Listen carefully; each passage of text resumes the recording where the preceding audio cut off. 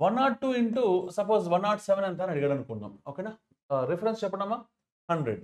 Carries చెప్పండి +2 +7. First step ఏం చేయాలి? క్యారీస్ ఇద్దరిని మల్టిప్లై చేయాలి. 2 7s ఎంత 14. రిఫరెన్స్లో ఎన్ని జీరోస్ ఉన్నాయి? 2 జీరోస్ ఉన్నాయి. అంటే 2 డిజిట్స్ రాసేసుకోవచ్చు 14ని.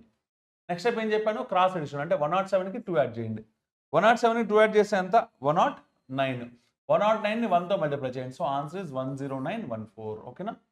రైట్. మళ్ళీ ఇంకొక ఎగ్జాంపుల్. సపోజ్ 103 ఇంటూ 105 ఎంత అని అడిగాడు అనుకుందాం. ఓకేనా? ఈ రెండు నెంబర్లు ఎవరికి దగ్గర ఉన్నాయమ్మా? 100 అనే రిఫరెన్స్ నెంబర్కి దగ్గరలో ఉన్నాయి. 100 కన్నా వీడు ఎక్కువ ఉన్నాడు కాబట్టి 3, వీడు ఎక్కువ ఉన్నాడు కాబట్టి 5. Okay, 3 5s are 15. ఓకే, రిఫరెన్స్లో 2 జీరోస్ ఉన్నాయి, నాకు 2 డిజిట్సే వచ్చింది కాబట్టి రాసేసుకున్నాను 15.